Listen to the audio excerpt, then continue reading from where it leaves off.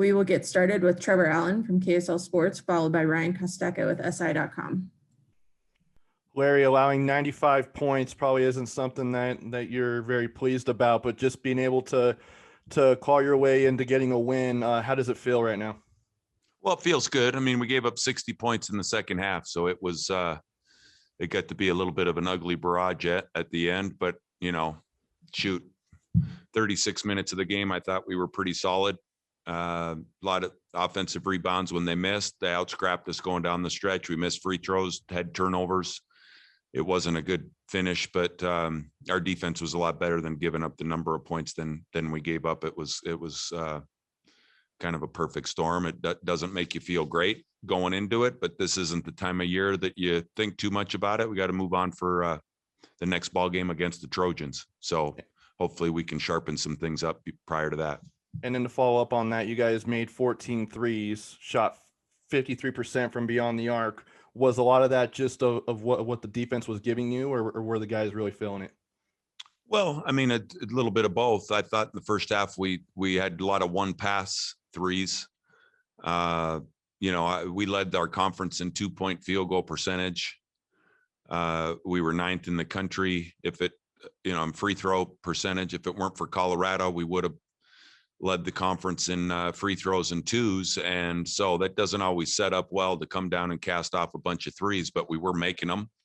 Guys did hit shots, but I would have liked to have seen us get the ball inside. And, if you can get a one pass three early in a possession, my guess is you can get one late, but that was kind of the nature of the game, a little bit up tempo. Our guys shared the basketball, and this is the time of year when you want to be knocking down shots. I was proud of it. To have 6 people in double figures is a little bit unusual in a college game, but this is the time when guys need to be using up their rounds of ammunition and making them.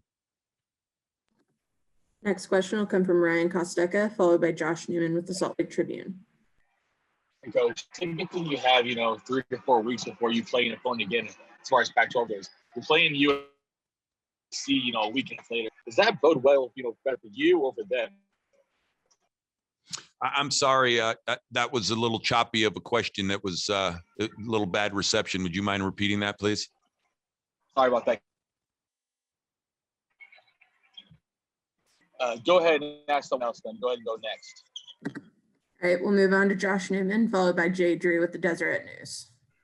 Larry, the big run there in the first half when you guys broke it open, were you happy with the aggression from your team and the willingness to go up and down and maybe kind of make Washington get uncomfortable, not able to get into their 2-3 zone like they'd like? Well, they've changed their philosophy a little bit. It started in a 2-3 zone until about the first or second pass, and then they were going man. So, the guys found a pretty decent rhythm. The Achilles heel for us tonight, I thought, was some sloppy turnovers, some catching and passing, simple plays, whether they were at the end or even early in the game. But offensively, we were pretty darn efficient if we didn't turn the thing over and if we moved it multiple times. But yeah, our guys were aggressive, as I said, and guys were feeling it a little bit. We shared it decently. And, we need, obviously, when you give up 60 points in the second half, we needed all those buckets, but we're about to play USC, which is one of the top teams, not only in our conference, but in the country at defending the 2-point line and the 3-point line. And there's not as much margin for error. We're going to have to be a lot more crisp and do a better job of moving the ball. And certainly with their shot blocking ability inside, it's going to pose a little different challenge. But tonight I thought it was great. I loved the offense for 90% of the ball game. Just a quick follow-up. When you're in a situation like this, tournament time, where you play again tomorrow night, there's no practice time, how do you go about trying to fix things that you thought went wrong on such a short turnaround?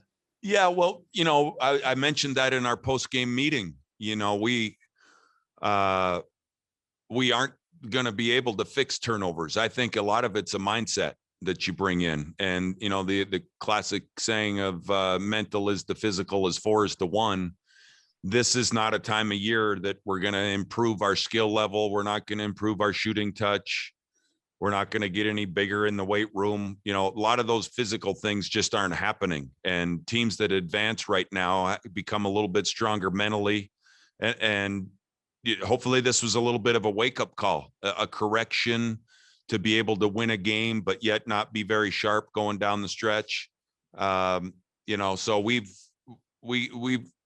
I think we're pleased with where we were here, but obviously moving forward, we got to sharpen the saw a little bit without a lot of practice time. I think, gentlemen from SI, one of the questions was the fact that we played USC. I just heard the USC a couple of weeks ago. That, you know, it's not an advantage for either team, but there's not a whole lot that's changed. So the scout and the prep turning right around is better than maybe if, you know, it's an opponent that we hadn't played in a long time that could be doing things differently. I think we know what we're going to get from USC. So there's a benefit to that.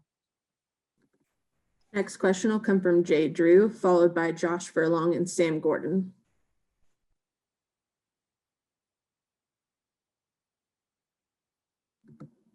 Jay, you can unmute yourself.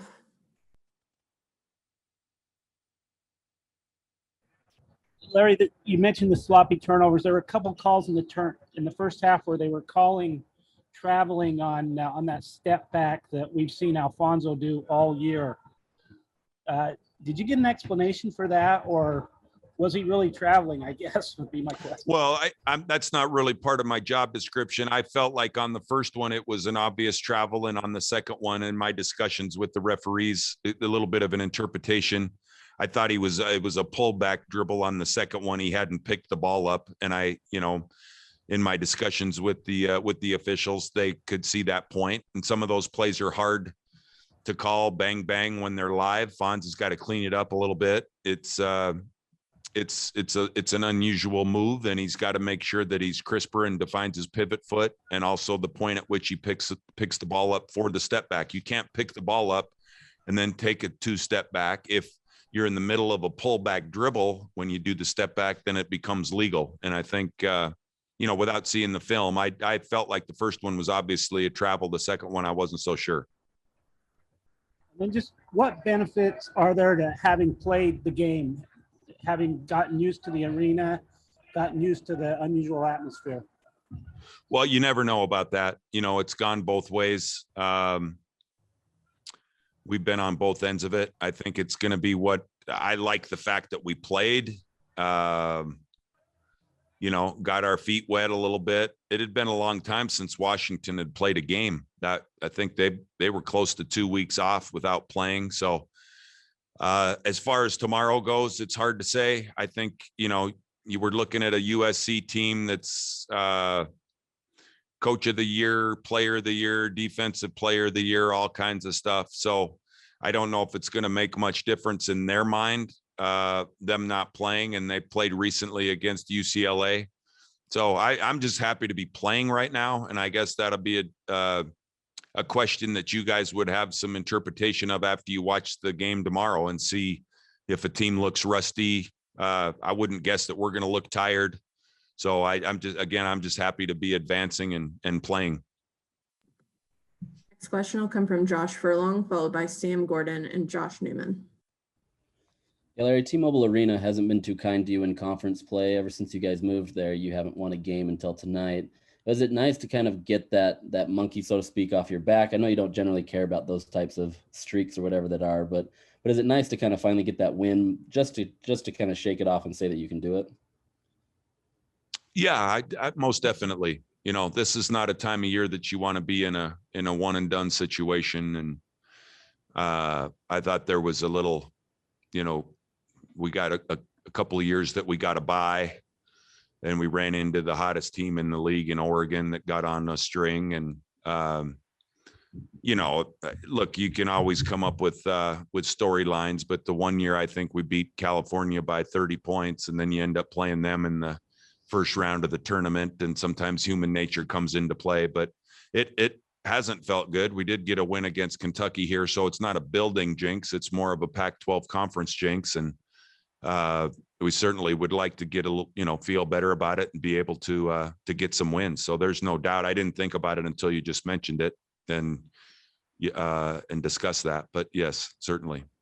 And following up real quick on that, or not on that necessarily, but last year, obviously COVID kind of hit right as you guys were playing the game. Everything was being canceled as you were playing, and you guys found out pretty much that the world was shutting down after that game. What was it like to kind of come back to this environment, knowing the full year that we've had, just having that as the context, especially with no fans in the stands? Yeah, it's still a little bit eerie, the casino is fairly dead, a lot of restaurants dead, although things are opened up here once we get closer to the weekend. It was more of a Monday, Tuesday shutdown, but it was a year ago. And a lot of times when you get as old as I am, years fly by. It's like, wow, that was a fast year between birthdays and different things. And this was one of those occasions, I've said it before, that if this was a year since we were here last, it seemed like it could be dog years, to the point where it was like 7 years. It seems like so much has transpired. We've had a lot of adversity, ups and downs. We've had stuff going on with our family personally and different things that have just made it. It's definitely not one of those cases where you said, man, this year flew by. So I think there's some optimism. We got daylight savings coming up this week. We've got needles that are going in people's bodies.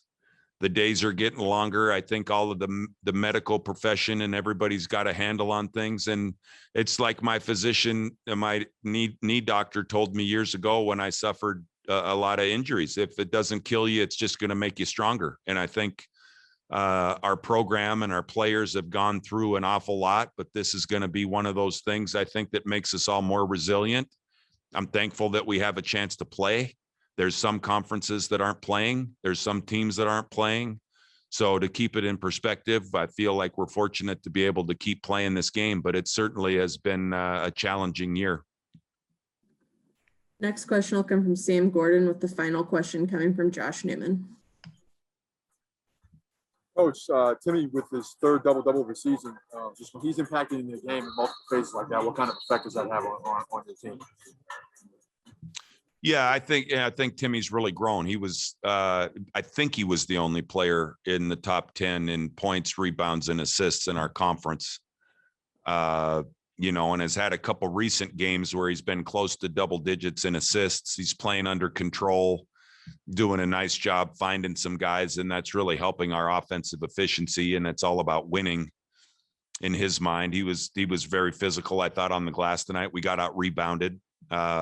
So we need a better performance moving forward, but he's been, doing a terrific job in all areas, not just on the basketball court. But one of the things that we have to keep in mind during this time is that these kids are students as well.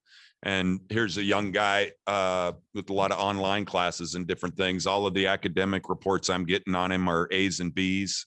And as I told our team the other day, how you do some things are usually an indication of how you do everything. And so his habits are dialed in on and off the court.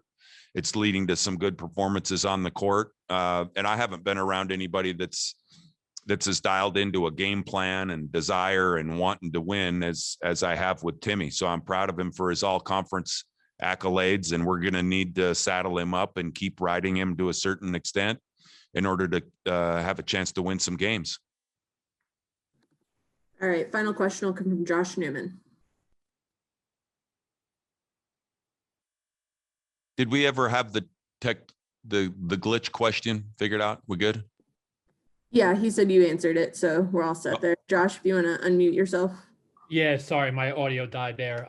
Larry, in 2 games against USC, you guys have defended Evan Mobley well both times.